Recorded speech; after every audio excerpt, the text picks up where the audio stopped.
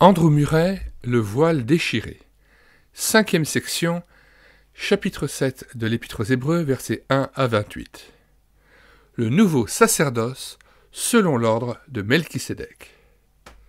50. Melchisédek rendu semblable au Fils de Dieu. Épître aux Hébreux, chapitre 7, versets 1 à 3. En effet, ce Melchisédek, roi de Salem, sacrificateur du Dieu Très-Haut, qui alla au-devant d'Abraham lorsqu'il revenait de la défaite des rois, qui le bénit, et à qui Abraham donna la dîme de tout, qui est d'abord roi de justice, d'après la signification de son nom, ensuite roi de Salem, c'est-à-dire roi de paix, qui est sans père, sans mère, sans généalogie, qui n'a ni commencement de jour, ni fin de vie, mais qui est rendu semblable au Fils de Dieu, ce Melchisédek demeure sacrificateur à perpétuité. À certains égards, Aaron était bien un type de Christ, mais sur plusieurs points, le type se trouvait en défaut. Aussi, la prescience de Dieu l'avait-elle complété par la personne mystérieuse de Melchisédek. C'est dans une claire intelligence de la différence entre Aaron et Melchisédek, rendu semblable au Fils de Dieu, que gît le secret de notre épître, et aussi le secret d'une vie chrétienne puissante, secret qu'on peut résumer en ces mots, sacrificateur à toujours. La place même qu'occupe Melchisédek dans l'histoire sainte est l'une des preuves les plus remarquables de l'inspiration et de l'harmonie des Écritures, écrites d'un bout à l'autre sous la direction du Saint-Esprit. Tout ce que nous savons de Melchisédek se trouve renfermé dans 3 courts versets de la Genèse. 1000 ans plus tard, voici dans un psaume un verset unique.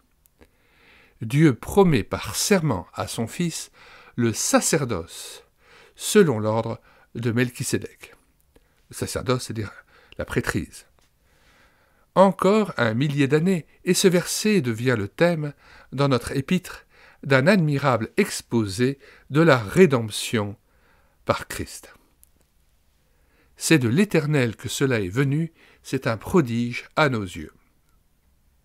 Impossible de ne pas y voir un miracle de la sagesse divine, conduisant en quelque sorte par la main Melchisédek et Abraham en prévision de ce qui devait se passer 2000 ans plus tard, puis révélant au psalmiste le dessein secret de Dieu à l'égard de son Fils, et enfin découvrant par le même esprit à l'auteur de notre épître la signification profonde et pratique de ce secret des siècles écoulés.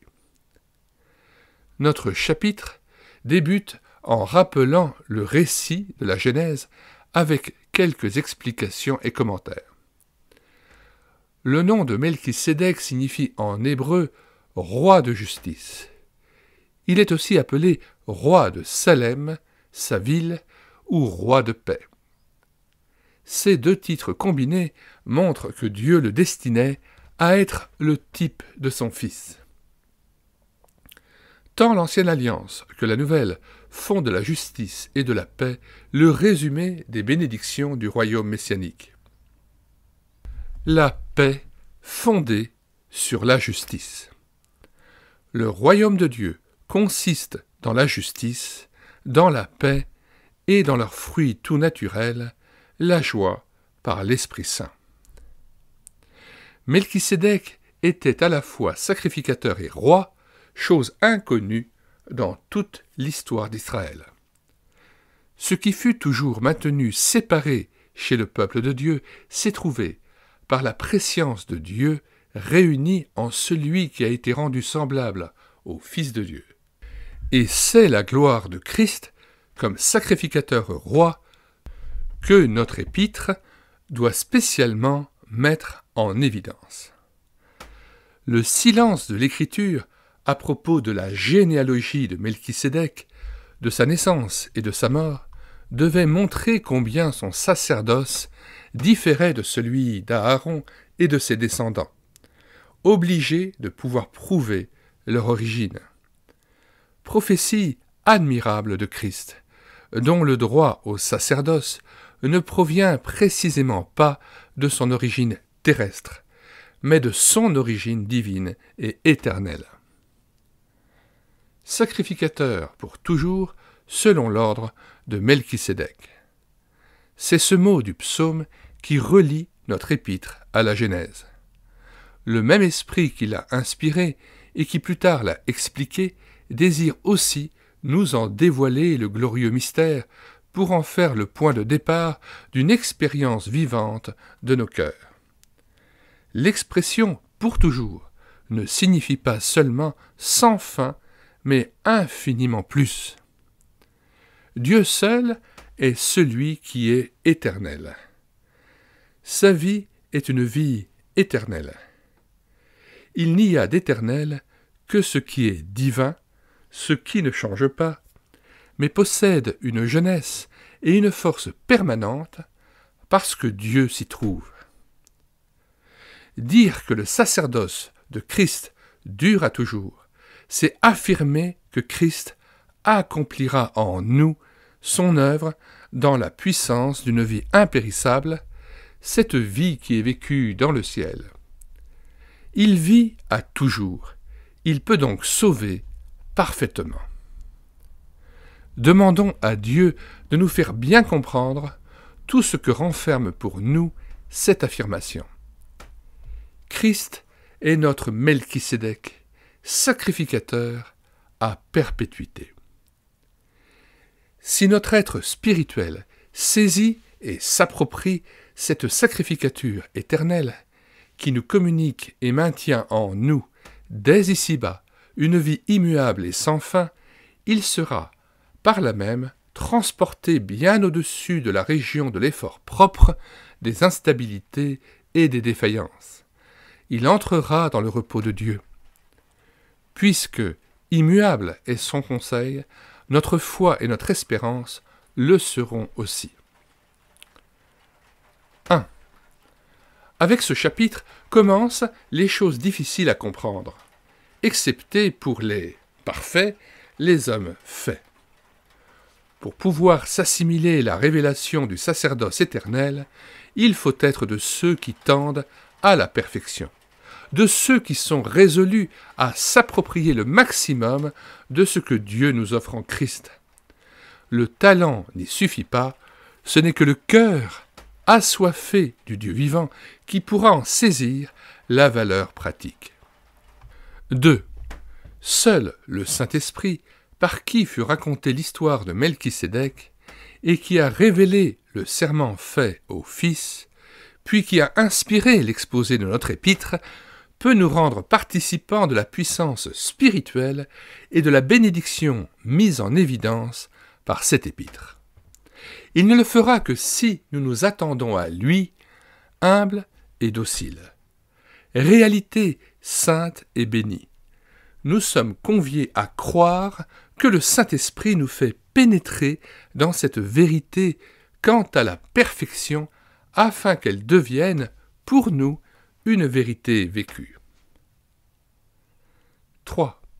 Il demeure éternellement.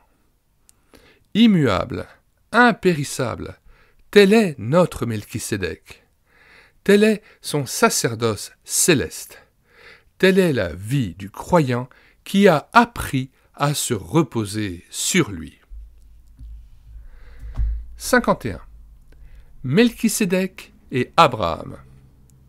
Épître aux Hébreux, chapitre 7, versets 4 à 10. Considérez combien est grand celui auquel le patriarche Abraham donna la dîme du butin. Ceux des fils de Lévi qui exercent le sacerdoce ont, d'après la loi, l'ordre de lever la dîme sur le peuple, c'est-à-dire sur leurs frères, qui cependant sont issus des reins d'Abraham. Et lui, qui ne tirait pas d'eux son origine, il leva la dîme sur Abraham, et il bénit celui qui avait les promesses. Or, c'est, sans contredit, l'inférieur qui est béni par le supérieur. Et ici, ceux qui perçoivent la dîme sont des hommes mortels. Mais là, c'est celui dont il est attesté qu'il est vivant. De plus, Lévi, qui perçoit la dîme, l'a payé, pour ainsi dire, par Abraham. Car il était encore dans les reins de son père lorsque Melchisédek alla au-devant d'Abraham. Considérez combien est grand. La grandeur de Melchisédek nous aidera à nous rendre compte de celle de notre souverain sacrificateur. Les Hébreux se glorifiaient d'Abraham, leur père, d'Aaron, leur souverain sacrificateur, le représentant de Dieu, de la loi, sceau de l'alliance divine. Or, Melchisédek se trouve être supérieur à Abraham, versets 5 à 10, supérieur à Aaron, versets 11 à 14, et supérieur à la loi, versets 15 à 19. Deux faits prouvent la supériorité de Melchisédek sur Abraham. Abraham donne la dîme à Melchisédek et reçoit sa bénédiction. D'après la loi, les sacrificateurs percevaient la dîme sur leurs frères. Mais ici, c'est un étranger qui reçoit la dîme de la main du Père de la nation. De plus, en Israël, c'étaient des mortels qui recevaient la dîme. Tandis qu'ici, c'est quelqu'un dont il est attesté qu'il est vivant. Verset 3, sans fin de vie. Et c'est Lévi qui, dans la personne d'Abraham, se trouve payer la dîme au lieu de la recevoir. Dieu avait ainsi tout arrangé pour énoncer une prophétie voilée qui devait se dévoiler au jour fixé et révéler la grandeur de Christ, notre souverain sacrificateur. Puis, Melchisédek bénit Abraham, celui que Dieu avait béni déjà, mais qui n'en accepte pas moins cette bénédiction-là, admettant ainsi implicitement sa propre infériorité et subordonnant, sans s'en douter, tout le sacerdoce israélite futur à ce sacrificateur du Dieu Très-Haut. De là découlent pour nous, héritiers d'Abraham, deux conséquences quant à nos relations avec Christ, notre Melchisédek. Il nous bénit et nous lui payons la dîme. Christ vient nous apporter la bénédiction de Dieu. Nous avons vu déjà, chapitre 6, verset 14, ce qu'est cette bénédiction. C'est en Christ qu'elle est confirmée, par lui qu'elle nous est communiquée. Si nous voulons savoir tout ce que cette bénédiction comporte pour nous, rappelons-nous la formule de bénédiction donnée par Dieu à Aaron. Nombre 6, versets 22 à 27. Que l'Éternel te bénisse et qu'il te garde. Que l'Éternel fasse luire sa face sur toi et qu'il t'accorde sa grâce. Que l'Éternel tourne sa face vers toi et qu'il te donne la paix. Telles sont bien les bénédictions spirituelles dont Dieu nous a bénis dans les lieux célestes en Christ. Éphésiens 1, 3. C'est en Christ que la face de Dieu resplendit sur nous. Notre lot, c'est la grâce de notre Seigneur Jésus-Christ. En lui, Dieu tourne sa face vers nous et nous donne sa paix dans nos cœurs par son Esprit Saint. Divin à Aaron, Christ fait de chaque clause de cette bénédiction une glorieuse réalité, une expérience vivante selon la puissance d'une vie impérissable. Christ nous donne la bénédiction et nous lui donnons les dîmes. Pour Dieu, lui payer la dîme, c'est reconnaître ses droits sur tout ce que nous avons. Entre les dîmes et la bénédiction, il y a un rapport étroit. Plus nous serons fidèles à rendre à Dieu ce qui lui est dû, à mettre tout ce que nous avons à son entière disposition, plus riche sera l'expérience que nous ferons de la plénitude et de la puissance de la bénédiction que Christ peut donner. C'est sans contredit l'inférieur qui est béni par le supérieur. Plus nous verrons grandir la supériorité de Christ, plus nous sentirons notre néant et l'immensité de nos besoins, et plus nous aurons soif de bénédiction. Et plus aussi nous serons disposés à lui abandonner non seulement nos dîmes, mais notre tout, tout ce que nous sommes et tout ce que nous possédons. Si, dans notre vie spirituelle, nous maintenons à l'égard de notre souverain sacrificateur cette double disposition, une foi profonde, qui compte sur la plénitude de la bénédiction divine et une consécration sans réserve, Christ révélera à nos cœurs la puissance illimitée de son sacerdoce. Nous verrons alors avec une clarté grandissante que la foi et la consécration ont leur source dans cette vertu primordiale, l'humilité, laquelle nous rend de plus en plus petits à nos propres yeux, jusqu'à ce que nous arrivions à cet état de néant qui est la mort à nous-mêmes et qui fait place à Christ pour qu'il soit tout. Ainsi se réalisera pour nous, dans un sens très spécial, l'affirmation de notre texte « C'est sans contrepartie l'inférieur qui est béni par le supérieur ». 1. Melchisédek bénit Abraham. Ô mon âme, as-tu compris que l'œuvre de ton souverain sacrificateur se résume en ce mot « bénir » ? Pense donc à Jésus comme à celui qui aime à bénir. C'est là son bonheur. Il n'est pas autre chose qu'une source de bénédiction. Réjouis-toi donc, aie confiance qu'il te bénira. 2. Rappelle-toi que la bénédiction par excellence de ton Melchisédek, celle qui comprend toutes les autres, c'est la présence constante du Saint-Esprit dans ton cœur. Comme il est écrit, Galates 3, versets 13 à 14, Christ nous a rachetés, afin que la bénédiction d'Abraham s'accomplit pour nous en Jésus-Christ, et que nous reçussions par la foi l'Esprit qui avait été promis. 3. Comme Abraham, tu reviens aujourd'hui de la bataille, fatigué, épuisé. Ton Melchisédek s'avance à ta rencontre. Prosterne-toi devant lui et reçois sa bénédiction.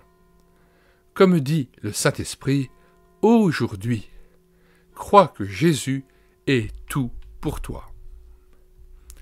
52. Melchisédek supérieur à Aaron et à la loi.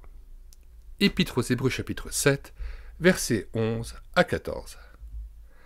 Si donc la perfection avait été possible par le sacerdoce lévitique, car c'est sur ce sacerdoce que repose la loi, qu'était-il encore besoin qu'il parût à un autre sacrificateur, selon l'ordre de Melchisédek, et non selon l'ordre d'Aaron? Car, le sacerdoce étant changé, nécessairement aussi, il y a un changement de loi. En effet, celui de qui ces choses sont dites appartient à une autre tribu, dont aucun membre n'a fait le service de l'autel. Car il est notoire que notre Seigneur est sorti de Juda, tribu dont Moïse n'a rien dit pour ce qui concerne le sacerdoce. Examinons de plus près la remarquable prophétie du psaume 110. Pourquoi l'ordre d'Aaron, institué par Dieu lui-même, et qui a joué un rôle si considérable dans l'histoire sacrée, devait-il faire place à l'ordre d'un mystérieux inconnu dont on ne savait à peu près rien? Qu'était-il besoin qu'il parût à un autre sacrificateur selon l'ordre de Melchisédek, et non selon l'ordre d'Aaron? Voici la réponse. L'ordre d'Aaron préfigurait seulement l'œuvre accomplie par Christ sur la terre. Il fallait un autre type pour annoncer son sacerdoce éternel et tout-puissant exercé au ciel. Le ministère d'Aaron était surtout un ministère d'expiation. et de réconciliation. Le grand sacrificateur pénétrait, il est vrai, au-delà du voile, avec le sang, montrant ainsi que Dieu acceptait l'expiation offerte, mais c'était pour en ressortir aussitôt. Le chemin du lieu très saint n'était pas encore ouvert. Épître aux Hébreux, chapitre 9, versets 7 à 8. Aussi ne pouvait-il être question d'y demeurer, de vivre dans la présence constante et dans la communion de Dieu. La gloire du sacerdoce de Christ est d'avoir déchiré le voile et de s'être assis à la droite de Dieu pour nous faire part du Saint-Esprit et des puissances de la vie céleste, pour nous introduire à notre tour et nous faire rester dans le lieu très saint grâce à sa constante intercession. Melchisédek, sacrificateur du Dieu Très-Haut, était aussi roi, revêtu d'honneur et de puissance, de sorte que sa bénédiction était efficace. Sacrificateur à perpétuité, sans fin de vie, il est bien l'image du Fils éternel de Dieu, sacrificateur selon la puissance d'une vie impérissable. Cette révélation du sacerdoce spécial de Christ, selon l'ordre de Melchisédek, est le sujet principal de l'Épître. Et je ne puis trop exhorter le lecteur à se laisser pénétrer de la différence infinie entre les deux sacerdoces d'Aaron et de Melchisédek. La question, si simple en apparence, qu'était-il besoin qu'il parût à un autre sacrificateur, a, pour notre vie spirituelle, plus d'importance que nous ne le pensons. Dès le début de l'Épître, le ministère de Christ est décrit comme étant double. Il a fait la purification des péchés. Selon l'ordre d'Aaron, il s'est assis à la droite de la majesté divine dans les lieux très hauts, selon l'ordre de Melchisédek. Trop de chrétiens ne voient en Christ que l'accomplissement de ce qu'Aaron préfigurait. Ils s'efforcent de faire reposer leur foi sur la mort et le sang de Christ qui leur sont très précieux. Mais ils s'étonnent d'avoir si peu de cette paix, de cette joie, de cette pureté, de cette puissance que donne le Sauveur et que devrait produire la foi en lui. La raison en est simple, Christ n'est que leur Aaron. Il n'est pas leur Melchisédek. Ils croient bien que Jésus est monté au ciel et qu'il s'est assis sur le trône de Dieu. Mais ils n'ont pas saisi le rapport immédiat entre ce fait et leur vie spirituelle de tous les jours. Ils ne comptent pas sur Jésus agissant en eux avec la puissance de la vie céleste et la leur communiquant. Ils ignorent leur vocation céleste et toutes les ressources pleinement suffisantes qu'offre la vie céleste de leur souverain sacrificateur pour qu'ils puissent vivre eux-mêmes cette vie ici-bas. En conséquence, ils ne comprennent pas la nécessité de délaisser le monde en vue d'une vie et d'une marche céleste.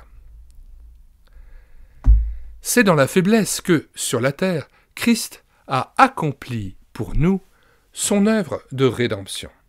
2 Corinthiens 13, verset 4. C'est sur la puissance de sa résurrection et de son ascension que, du haut du ciel, il l'accomplit en nous. La croix proclame le pardon du péché. Le trône, la victoire sur le péché. La croix, avec le sang répandu, nous fait sortir de l'Égypte. Le trône, grâce à notre roi sacrificateur, nous fait entrer dans le repos de Dieu, dans la vie triomphante. Aaron ne nous donne rien de plus que la réconciliation, rien de royal ou de puissant. C'est Melchisédek qui nous assure la plénitude de la bénédiction, celle qui demeure à perpétuité. C'est quand l'âme ne cherche plus toujours à nouveau le fondement, mais que se reposant sur le fondement et sur lui seul, elle est édifiée dans le Christ Jésus, le Sauveur parfait et glorifié, qu'elle a la victoire sur la faiblesse et qu'elle connaît la puissance de la vie céleste. 1. Il a fait la purification des péchés. Dieu soit béni pour notre Aaron. Gloire à l'agneau immolé.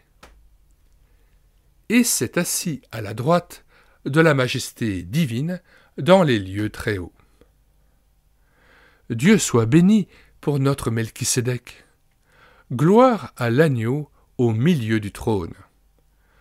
Le lieu très saint nous est ouvert, notre grand souverain sacrificateur nous y introduit et nous y maintient. 2. La purification des péchés a précédé l'entrée dans la gloire.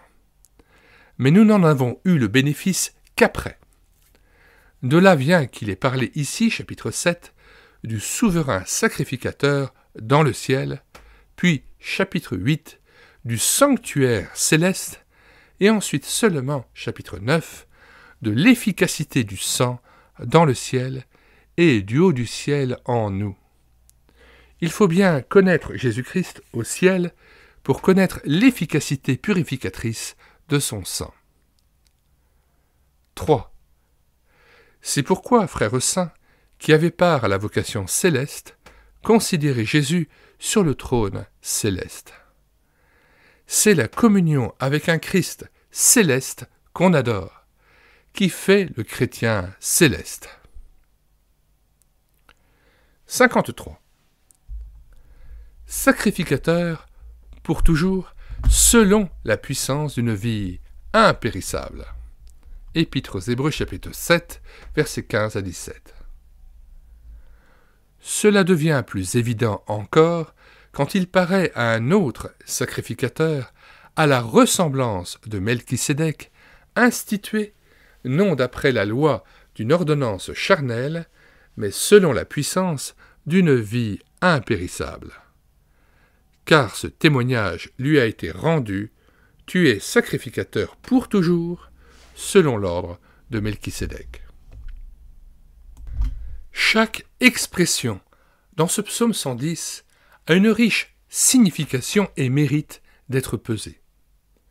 Nous avons vu, versets 4 à 6, que les mots « tu es sacrificateur » montraient bien que Christ n'avait pas usurpé son sacerdoce, mais que c'était Dieu qui l'y avait appelé. Nous avons vu aussi le sens profond de l'expression « selon l'ordre de Melchisédek ». Nous en venons maintenant à la déclaration. Tu es sacrificateur pour toujours. Les mots « toujours »,« éternel »,« à perpétuité » se retrouvent constamment sous la plume de notre auteur. Ils renferment ou résument tous les avantages de la nouvelle alliance comparée à l'ancienne, toute la supériorité de la vie chrétienne normale, celle des hommes faits comparée à celle des enfants, des demi-chrétiens. Pour saisir le sens de ces expressions, il faut les rattacher à l'idée de Dieu, de l'être éternel, source intarissable de vie et de force. Il n'y a en Dieu ni changement ni déclin. Comme on l'a dit, il est l'ancien des jours, et pourtant le plus jeune de tous, puisqu'il est toujours dans la fraîcheur de la force éternelle qui ignore ce que c'est que de passer. En disant à son Fils « Tu es sacrificateur pour toujours », Dieu ne veut pas seulement dire que son sacerdoce ne finira jamais, mais qu'il en sera ainsi parce qu'il puise sa vie et sa force en Dieu. Grâce à cette vie divine, il peut être à l'œuvre sans aucune interruption. Nous répétons ce passage. En disant à son Fils « Tu es sacrificateur pour toujours », Dieu ne veut pas seulement dire que son sacerdoce ne finira jamais, mais qu'il en sera ainsi parce qu'il puise sa vie et sa force en Dieu. Grâce à cette vie divine, il peut être à l'œuvre sans aucune interruption. Tandis qu'Aaron fut institué sacrificateur selon la loi d'une ordonnance charnelle, Christ l'a été, comme Melchisédek, selon la puissance d'une vie impérissable. Quel contraste entre une ordonnance légale et la vie. L'oiseau n'a pas besoin qu'une loi lui ordonne de voler, ni le poisson qu'une ordonnance l'incite à nager. C'est leur joie, puisqu'ils vivent. Si une loi devient nécessaire, c'est que la vie fait défaut. La loi qui défend de dérober est une preuve que la vie de ceux pour qui la loi est faite est mauvaise. Et la loi qui prouve que la vie bonne fait défaut est incapable de la produire.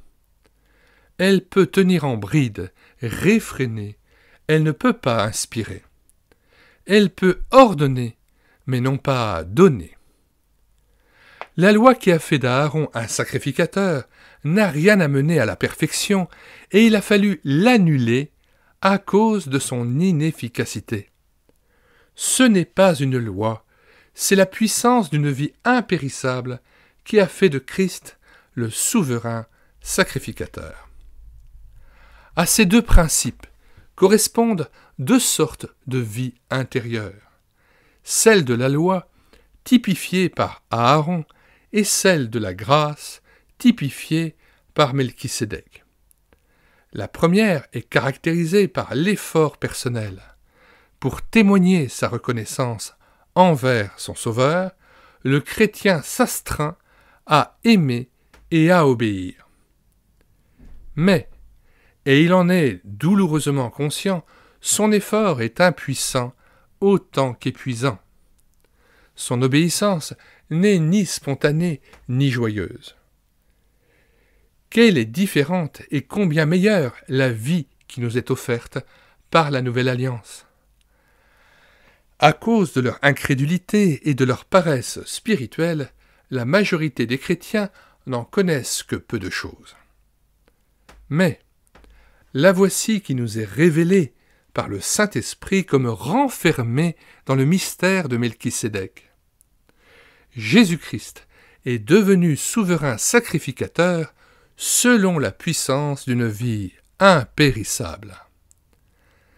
Cette précieuse déclaration est la clé qui nous introduit dans la seconde expérience, celle de la vie supérieure.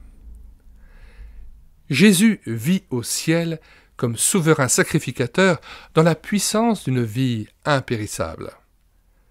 Telle sa puissance de vie, telle sa puissance d'action. Son œuvre ne consiste pas, comme celle d'Aaron, en une série d'actes successifs dont la discontinuité exige la répétition continuelle. Tout acte, au contraire, que Christ accomplit en nous, il l'accomplit dans la puissance d'une vie impérissable. Ce n'est plus une loi qui nous contraint du dehors, c'est une vie qui agit du dedans, de sorte qu'aimer Dieu et lui obéir fait dès lors partie de notre nature même. Le sacerdoce de Christ, agissant dans les profondeurs de notre être spirituel, nous élève non en pensée ou en imagination, mais en esprit et en vérité, jusqu'à la communion vivante avec Dieu. Et cette vie que Christ nous insuffle, étant sa propre vie, est nécessairement saine et vigoureuse, une vie qui n'est pas destinée à connaître, ne fût-ce que pour un moment, le moindre fléchissement, la moindre interruption. C'est la vie de l'éternité, maintenue en nous par notre sacrificateur à toujours. Ah, pourquoi donc tant de chrétiens ne font-ils pas l'expérience d'une telle vie? Quelques-uns n'ont jamais rien entendu sur ce sujet. D'autres en entendent parler, mais ne consentent pas à tout abandonner pour acquérir la perle de grand prix, à renoncer au monde pour obtenir cette vie céleste. D'autres, enfin, seraient bien disposés à tout abandonner, mais ils ne peuvent pas, n'osent pas, ne veulent pas croire que Christ est vraiment leur Melchisédek. Sacrificateur à toujours, opérant toutes choses dans une puissance de vie éternelle. Il demeure sacrificateur à perpétuité. La continuité du sacerdoce de Christ assure la continuité de son action sacerdotale en nous. La continuité aussi de l'expérience que nous faisons de cette action. Puisque Christ est mon souverain sacrificateur à perpétuité, rien ne peut interrompre son sacerdoce céleste. Rien non plus ne doit interrompre l'expérience que j'en fais. 1. La puissance d'une vie impérissable. Il n'y a pas dans cet épître d'expression plus remarquable. C'est la vie qu'il nous faut, une vie puissante, une vie qui ne faiblisse pas. Là, voilà la vie qui déborde. 2. Nous aurons à revenir plus d'une fois sur ce point. Nous sommes si accoutumés à regarder un sacrificateur comme quelqu'un qui remplit certains offices en faveur des autres et à leur place, que nous sommes portés à ne pas voir autre chose en Jésus. Mais Christ n'est pas un sauveur extérieur et il ne peut pas nous donner non plus le salut comme une chose extérieure. Christ n'agit pas sans nous, en dehors de nous. Tout ce qu'il fait pour nous au ciel, il le fait en nous, dans notre cœur, il en fait notre vie. 3. Crucifié dans la faiblesse, Jésus est ressuscité par la puissance de Dieu. C'est au travers de la faiblesse, par le sacrifice allant jusqu'à la mort, qu'il a obtenu la puissance d'une vie impérissable.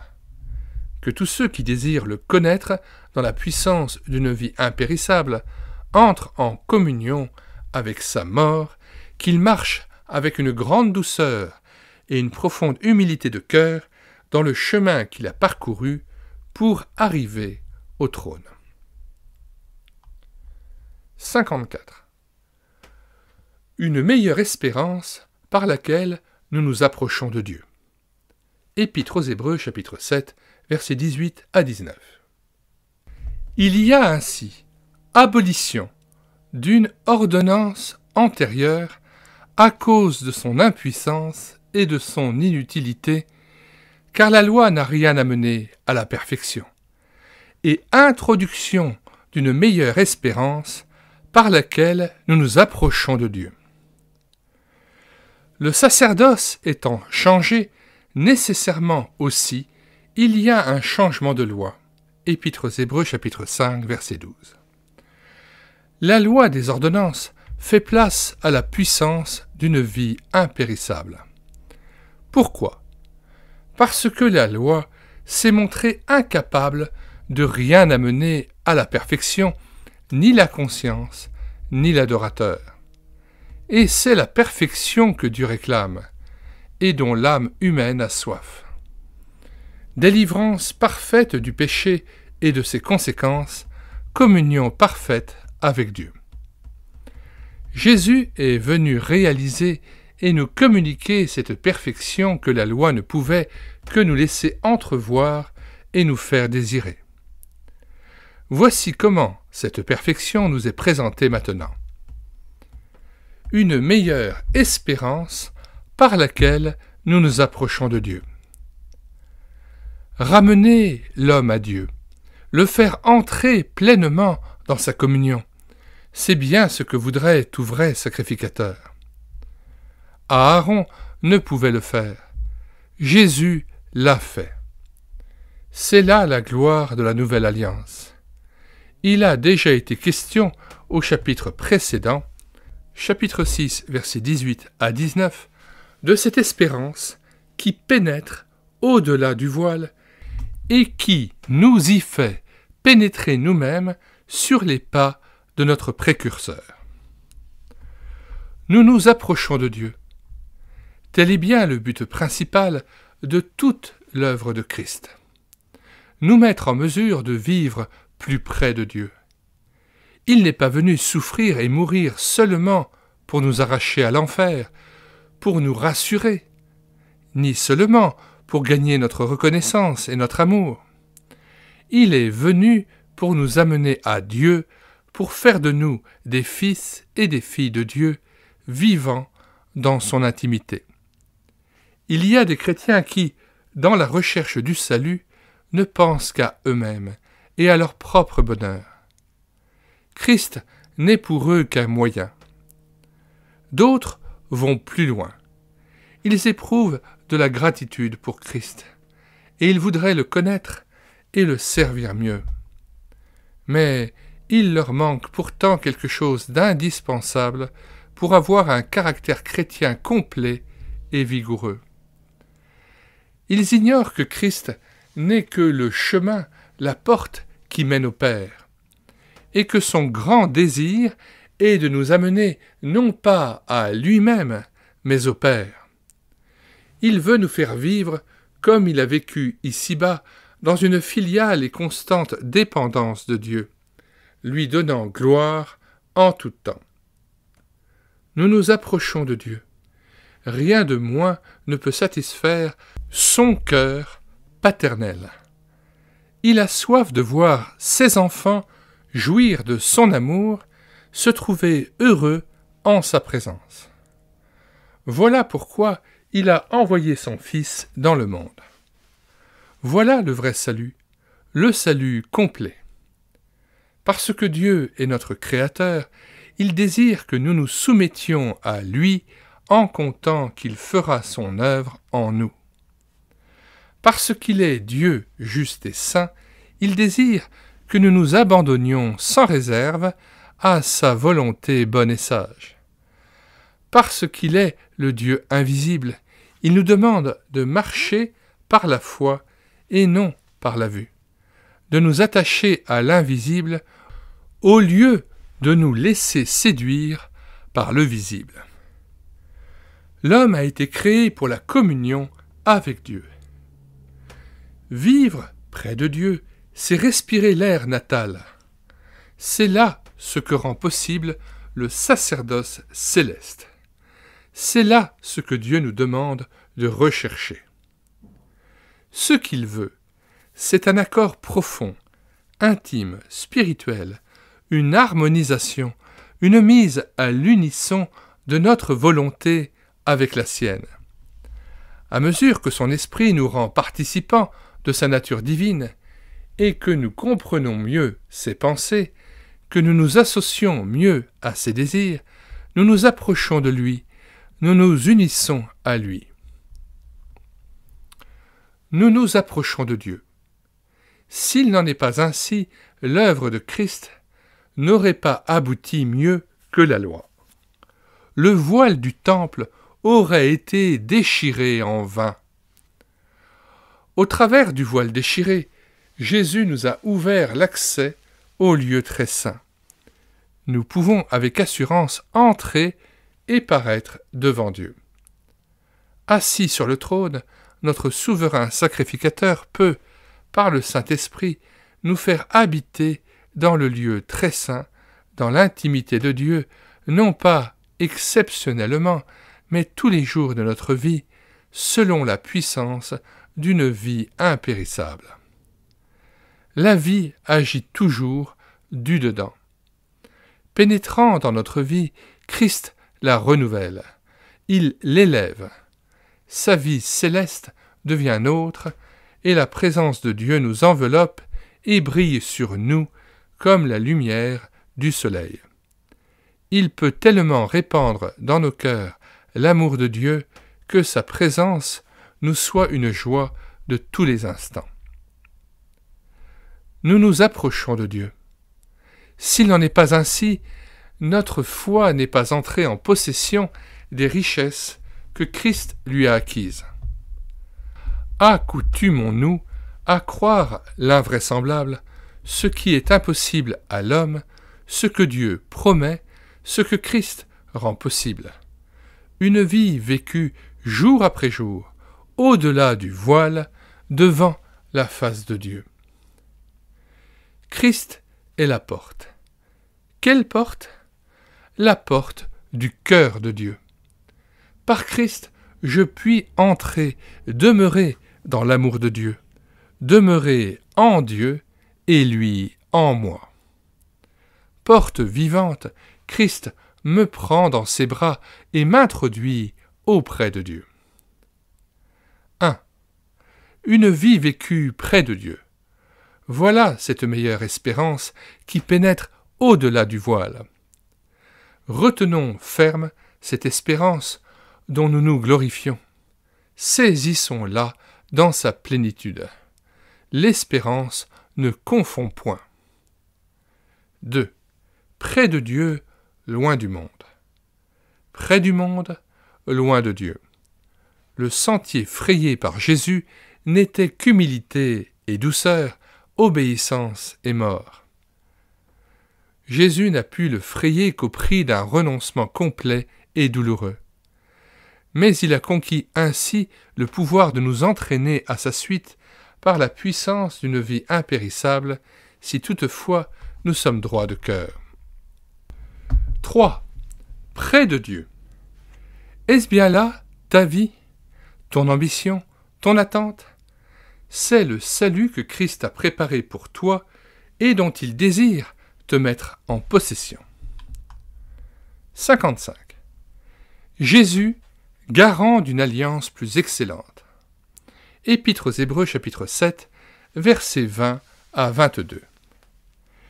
Et comme cela n'a pas eu lieu sans serment, car, tandis que les Lévites sont devenus sacrificateurs sans serment, Jésus l'est devenu avec serment par celui qui lui a dit « Le Seigneur a juré, et il ne s'en repentira pas.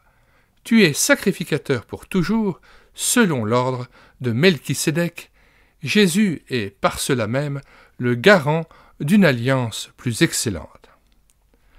Nous avons vu, chapitre 6, ce que signifie un serment de Dieu. Quant à lui, un serment est la preuve de l'immutabilité de son dessein. Quant à nous, c'est un puissant encouragement à ne jamais douter de la promesse divine. Remarquons encore la valeur de ce serment qui montre la gloire du sacerdoce de Christ et sa supériorité sur celui d'Aaron. La bénédiction promise avec serment à Abraham est éternelle et immuable. Le sacerdoce d'Aaron, institué sans serment, fut temporaire, n'étant que l'ombre de ce qui devait lui succéder. Mais, à la première mention d'un nouveau sacerdoce, voici encore un serment divin. Jésus est par cela même le garant d'une alliance plus excellente. Quelle alliance, quel garant et quel sacerdoce! Une alliance plus excellente. Un traité d'alliance a pour but de préciser et d'établir les relations entre les deux parties contractantes et d'assurer la fidèle exécution de leur engagement réciproque. L'ancienne alliance de Dieu avec Israël s'était montrée insuffisante, bien que le peuple se fût déclaré avec enthousiasme tout prêt à en accepter les conditions. Nous ferons tout ce que l'Éternel a dit, et nous obéirons. Exode 24, verset 7. Belle promesse, bonne résolution, mais ignorance profonde de soi-même. L'alliance fut bientôt oubliée et la promesse violée. Il manquait à Israël la force nécessaire pour tenir ses engagements. Aussi Dieu promet-il plus tard une alliance nouvelle, en vertu de laquelle il comblerait lui-même la lacune de la première en donnant à son peuple le pouvoir d'obéir. Alliance de vie, remplissant le cœur d'une vie nouvelle, d'où l'obéissance jaillirait tout naturellement. Ce sera le sujet du chapitre suivant. Le garant d'une alliance plus excellente. En effet, Jésus est bien venu fournir la garantie de l'alliance et faire le nécessaire pour que les conditions fussent observées. Il est même doublement garant. Il nous garantit à nous que Dieu tiendra parole. Et il garantit à Dieu notre fidèle obéissance. Il est devenu sacrificateur avec serment. C'est le sacerdoce de Jésus qui fait la solidité et la supériorité de la nouvelle alliance. C'est parce qu'il est sacrificateur pour toujours, selon la puissance d'une vie impérissable, qu'il peut réellement mettre fin au péché et inaugurer pour nous cette vie entièrement nouvelle, entièrement autre, vécue dans le lieu très saint. Plus l'œuvre sacerdotale de Jésus devait être glorieuse, plus il était nécessaire qu'elle fût promise avec serment. Dieu désirait tellement que nous eussions, dans sa plénitude, la jouissance de la rédemption acquise par son Fils, et il sentait si vivement combien la foi nous était aussi difficile qu'indispensable, qu'il ne voulut rien épargner pour éveiller notre confiance et nous contraindre, pour ainsi dire, à croire implicitement.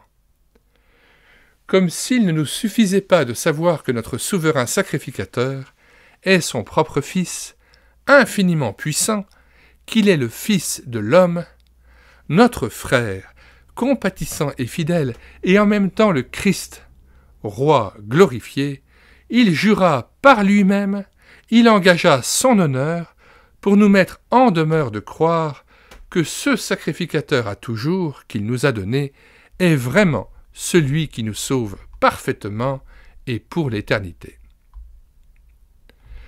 Lorsque Dieu jura à Abraham, celui-ci crut, sans savoir exactement ce que serait la bénédiction promise. Et nous, qui connaissons ce Fils en qui Dieu s'est révélé, nous douterions? Nous hésiterions? Que Dieu nous en garde. Oh, si nos cœurs étaient ouverts pour comprendre. L'unique chose que Dieu réclame de nous, c'est la foi qui, devant ces merveilleuses promesses, se prosterne dans la poussière pour lui permettre de mener à bien l'œuvre qu'il a entreprise. Que notre foi ne se fonde pas sur la sagesse humaine, sur nos raisonnements ou sur nos conceptions des voies de Dieu, mais uniquement et entièrement sur sa puissance. Son serment n'est-il pas la preuve qu'il veut et qu'il peut accomplir sa parole? 1. Deux choses à retenir. Il faut que la foi voie clairement ce que Dieu promet, puis qu'elle permette à Dieu d'exécuter sa promesse en nous. Priez pour que le Saint-Esprit vous éclaire et vous préserve de vues partielles et incomplètes quant à ce que notre souverain sacrificateur peut faire en nous. Après quoi, considérez comme votre œuvre essentielle de vous attendre à Dieu et dans l'adoration et la confiance de céder à l'action de son esprit. 2. Le contenu du serment divin en substance, c'est le Christ personnel vivant, Fils de Dieu et souverain sacrificateur, agissant avec la puissance de cette vie divine et éternelle qu'il communique aux siens. Celui qui s'attache à Christ arrivera à connaître tout ce que Dieu a promis de nous accorder en son Fils. 56. Un souverain sacrificateur qui peut sauver parfaitement. Chapitre 7, versets 23 à 25. De plus, il y a eu des sacrificateurs en grand nombre, parce que la mort les empêchait d'être permanents. Mais lui, parce qu'il demeure éternellement, possède un sacerdoce qui n'est pas transmissible. C'est aussi pour cela qu'il peut sauver parfaitement ceux qui s'approchent de Dieu par lui, étant toujours vivants pour intercéder en leur faveur.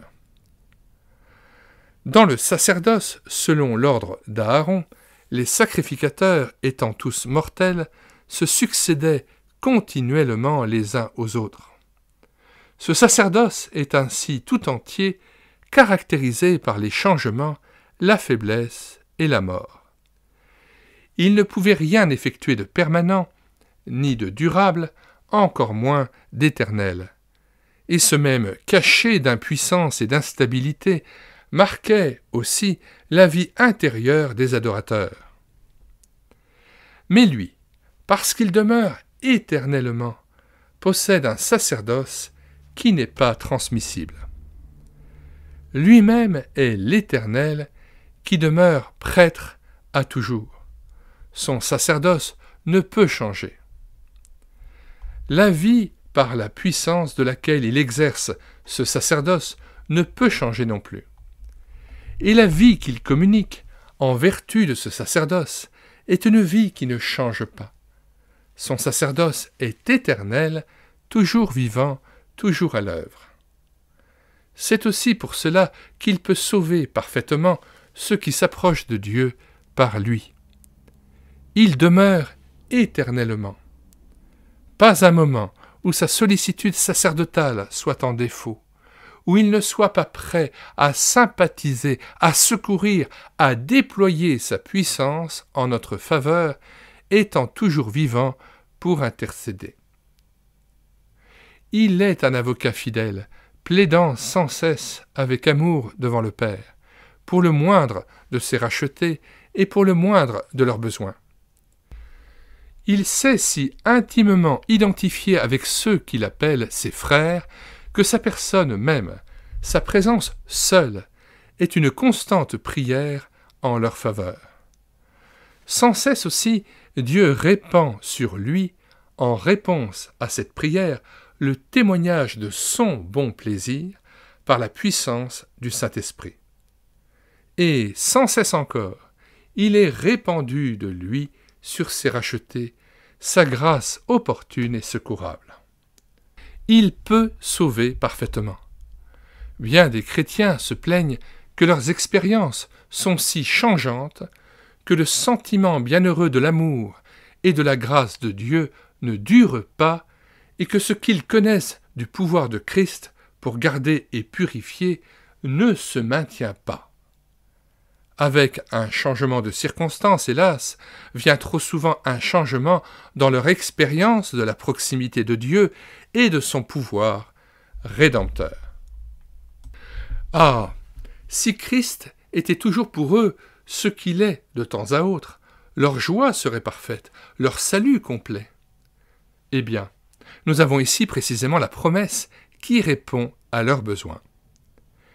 Si Christ est toujours vivant, il peut aussi sauver de moment en moment, car, par une seule offrande, il a amené à la perfection pour toujours ceux qui sont sanctifiés. S'il nous a introduits dans le sanctuaire, il peut aussi nous y maintenir, pourvu que nous nous reposions sur lui. Il est toujours vivant pour intercéder, en faveur des siens. Il a prié pour Pierre, afin que sa foi ne défaillît point. Puisqu'il n'y a pas d'intermittence dans son intercession, pourquoi y en aurait-il dans notre foi et dans notre expérience de la puissance de cette intercession? Ceux qui s'approchent de Dieu par lui. Nous avons vu, à propos du verset 19, que le grand but de la rédemption est de nous mettre en mesure de nous approcher de Dieu. Mais beaucoup ne le comprennent pas ou ne savent pas ce que c'est que de s'approcher de Dieu. Comme nous le verrons dans les chapitres suivants, s'approcher de Dieu, c'est entrer dans le lieu très saint pour y demeurer, pour y passer sa vie. Il va sans dire que si l'on ne croit pas que ce soit possible, on n'essayera pas même d'y parvenir. Ceux-là seuls qui le croient possible le rechercheront de tout leur cœur. Et ceux-là seuls qui sacrifieront tout pour se livrer à cette recherche feront l'expérience que c'est possible. Gardons nos yeux et nos cœurs fixés sur Jésus, notre intercesseur permanent. Apprenons à croire que le Dieu qui a juré par lui-même, par sa vie, a bien réellement l'intention de faire pour nous quelque chose qui dépasse ce que nous pouvons demander ou penser. 1. Il peut sauver parfaitement. Voilà cette nourriture solide, destinée aux hommes faits, et qui ne peut être assimilée que par les âmes vraiment consacrées à Dieu. Pour les autres, ce sont des choses difficiles à expliquer. 2. Tel est le sacrificateur, tels sont les adorateurs. On ne peut appartenir à Christ sans finir par lui ressembler. L'idée que nous nous ferons de son sacerdoce déterminera nécessairement le caractère de notre piété. Combien il importe de l'adorer et de se confier en lui, sachant qu'il peut sauver parfaitement. 3. Quelle chose sublime que l'intercession! Christ s'y consacre tout entier et en tout temps. C'est ainsi qu'il exerce le sacerdoce. Désirez-vous en sauver d'autres? Adonnez-vous à l'intercession. Offrez-vous vous-même en sacrifice vivant pour vos semblables, pour être remplis de l'Esprit du Christ et consumés par sa flamme. Croyez que l'intercession peut faire descendre du ciel la bénédiction. Unissez inséparablement ces deux choses. D'une part, en Christ, l'intercession constante et le pouvoir de sauver complètement. D'autre part, en nous, l'expérience d'un salut complet et l'intercession constante. 57. Notre souverain sacrificateur, le Fils, devenu parfait pour l'éternité. Épître aux Hébreux, chapitre 7, versets 26 à 28. Il nous convenait, en effet, d'avoir un souverain sacrificateur comme lui, saint, innocent, sans tache, séparé des pécheurs et plus élevé que les cieux, qui n'a pas besoin, comme les souverains sacrificateurs, d'offrir chaque jour des sacrifices, d'abord pour ses propres péchés, ensuite pour ceux du peuple, car ceci, il l'a fait une fois pour toutes en s'offrant lui-même. En effet, la loi établit souverain sacrificateur des hommes sujets à la faiblesse. Mais la parole du serment, qui a été fait après la loi, établit le Fils qui est parfait pour l'éternité. Il nous convenait, vu notre faiblesse et nos pressants besoins, d'avoir un tel souverain sacrificateur, capable de sauver parfaitement et, quant à son caractère, saint, en harmonie et en communion parfaite avec Dieu, innocent, exempt de tout penchant au mal, sans tache, ayant triomphé de toutes les tentations, séparé des pécheurs, et pourtant vraiment homme, et plus élevé que les cieux, capable de nous y faire vivre avec lui. Il n'a pas besoin d'offrir chaque jour des sacrifices. Il l'a fait une fois pour toutes en s'offrant lui-même. Unique sacrificateur, comparé verset 23. Il a offert un unique sacrifice. Ce qu'on doit répéter et renouveler est imparfait.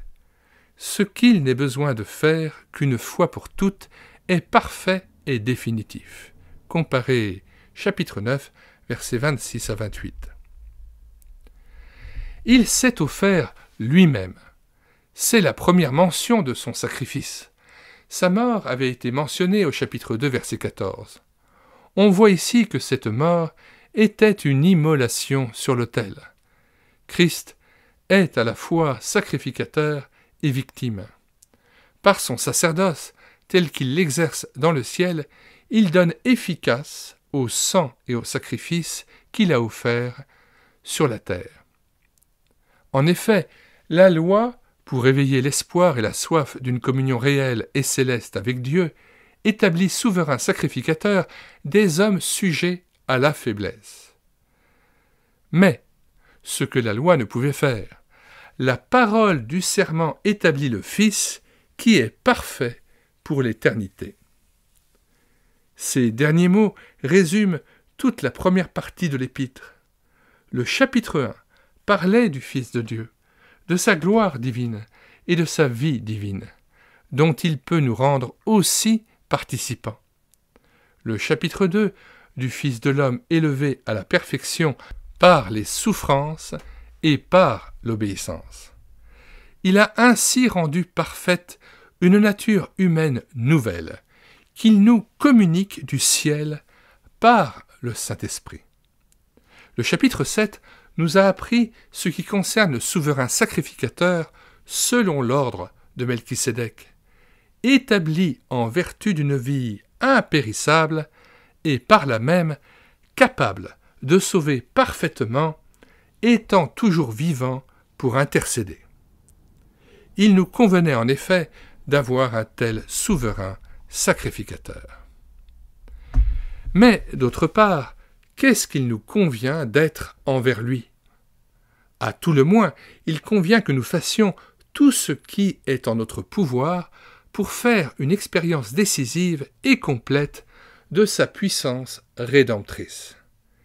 Si vous avez soif d'être délivré du péché, de vivre en communion véritable avec Dieu, d'être rendu conforme à l'image de son Fils, il vous faut apprendre à connaître Jésus à la fois comme Fils de Dieu et comme votre souverain sacrificateur. Il vous faut demander à Dieu un esprit de sagesse et de révélation, pour que vous sachiez quelle est, envers nous qui croyons, l'infinie grandeur de sa puissance, telle qu'il l'a déployée en Christ lorsqu'il l'a ressuscité d'entre les morts et l'a fait asseoir à sa droite. Il vous faut croire que cette puissance glorieuse, au moyen de laquelle Christ a été rendu parfait pour toujours, est à l'œuvre en vous. Soumettez-vous avec foi à cette action divine, à cette puissance de vie éternelle qui opère en vous et qui veut vous amener à vivre dans une intimité constante avec Dieu. Lorsque vous croirez en cette œuvre de la grâce et que vous vous confierez en Jésus pour qu'il l'accomplisse à votre égard, il prendra soin lui-même de vous en faire l'expérience. Oh, gardez-vous de penser que ce sont là de belles paroles, de belles images, que vous présentent ainsi les Écritures. Ce sont des vérités destinées par Dieu à devenir l'essence même de la vie et de la marche journalière de ses enfants. Dieu vous a donné un tel souverain sacrificateur afin que vous puissiez, par lui, vivre une vie impossible, une vie invraisemblable, une vie surnaturelle.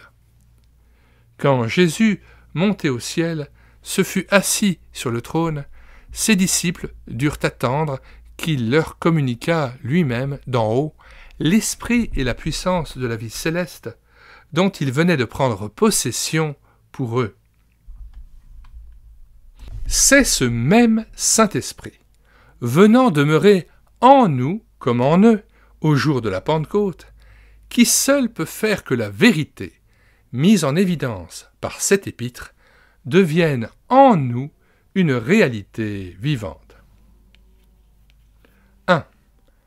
Avant de quitter ce chapitre, soulignons encore, au point de vue pratique, les 3 expressions caractéristiques rattachées au nom de Melchisédek. La puissance d'une vie impérissable. C'est là la loi qui régit son œuvre. La meilleure espérance par laquelle nous nous approchons de Dieu. C'est là le but de son œuvre. Il peut sauver parfaitement. C'est là l'étendue de son œuvre. Ainsi, ce qu'il nous accorde, c'est la divine puissance de la vie éternelle, la communion avec Dieu et un salut parfait. 2. Le sacerdoce éternel de Christ est la première des vérités quant à la perfection, destinée à nous introduire dans la vie parfaite. Nous avons pour souverain sacrificateur le Fils, rendu parfait pour toujours, qui nous fait part de sa propre vie pour que nous en vivions. Fin de la lecture de la section 5, le nouveau sacerdoce selon l'ordre de Melchisédek, Hébreux 7, versets 1 à 28, page 139 à 157. Nous rappelons que dans les commentaires de cette vidéo, vous trouverez le lien en vue d'acheter cet ouvrage auprès des différentes librairies chrétiennes, ainsi que les liens de téléchargement gratuit d'autres ouvrages d'Andrew Murray, mais aussi le lien vers d'autres playlists de cette chaîne YouTube Elle écoutait sa parole, playlist de présentation d'ouvrages que vous pouvez tous télécharger immédiatement et gratuitement sur le site internet médiathèquechrétienne.fr, où nous avons déjà numérisé 1360 ouvrages chrétiens épuisés et non réédités. Nous avons assuré leur réédition numérique afin d'en faire bénéficier tout un chacun. Écrivez sur la barre de recherche Google médiathèquechrétienne.fr, tout attaché, sans accent. Arrivez sur le site, vous cliquez sur « Livres à télécharger ». Puis vous faites une recherche par ordre alphabétique d'auteur. Ainsi, pour Andrew Murray, vous cliquez sur « M ». Et après avoir trouvé l'ouvrage que vous souhaitez, vous cliquez sur « Lire, écouter, télécharger ». Et après avoir lu la présentation de l'ouvrage et les liens de recommandation, vous cliquez sur l'onglet situé en bas de page intitulé « Télécharger en Word ou en PDF ». Il existe un lien organique entre cette chaîne YouTube Elle écoutait sa parole et le site internet médiathèquechrétienne.fr. C'est pourquoi, tout à fait en bas de page, il y a aussi un onglet « Écoutez la présentation de l'ouvrage » sur notre chaîne YouTube Elle écoutait sa parole. Nous mettons aussi dans les commentaires de cette vidéo le lien vers la playlist de cet audiobook de l'ouvrage d'Andrew Murray, Le voile déchiré. Si vous voulez connaître l'ensemble des vidéos de présentation d'ouvrages, les différents cantiques que nous mettons en parole, les BD chrétiennes tournesol que nous filmons avec caméra de documents, mais aussi les 60 audiobooks que nous avons déjà pris en charge, abonnez-vous à cette chaîne YouTube Elle écoutait sa parole. Nous aimerions terminer cette lecture audio par la prière. Père Céleste, en vertu du sang qui a coulé pour nous à la croix, nous nous approchons de toi, du lieu très saint. Et nous te bénissons parce que non seulement Jésus-Christ est mort pour nos péchés, mais il est entré pour nous comme précurseur dans le lieu très saint, et il règne pour nous sur son trône dans les cieux, et nous permet maintenant de vivre ce royaume de Dieu dans nos cœurs, dans la vie de tous les jours. Merci de ce que tu nous as donné l'Esprit Saint par la foi seule en Jésus-Christ, parce que tu permets que le royaume de Dieu s'épanouisse dans nos vies et que tu nous permets d'entrer dans les œuvres préparées d'avance, restant dans le repos de la foi. Seigneur Jésus-Christ, tu es notre Melchisédek, notre roi de justice. Ton sang a coulé pour nous et nous purifie de tout péché. C'est pourquoi tu es aussi le roi de Salem, le roi de paix dans nos cœurs. Tu établis cette paix ineffable et tu nous permets de rayonner autour de nous la bonne odeur de la connaissance de Dieu. Nous te louons, nous te bénissons, nous t'adorons, Père Céleste, pour ton amour éternel, infini, manifesté en Jésus-Christ, et pour le don du Saint-Esprit, qui nous communique les vertus mêmes de Christ, en qui nous te plaisons, en qui nous sommes reçus et agréés par toi. Merci encore pour cette sainte communion que tu permets dans notre vie de tous les jours. Amen.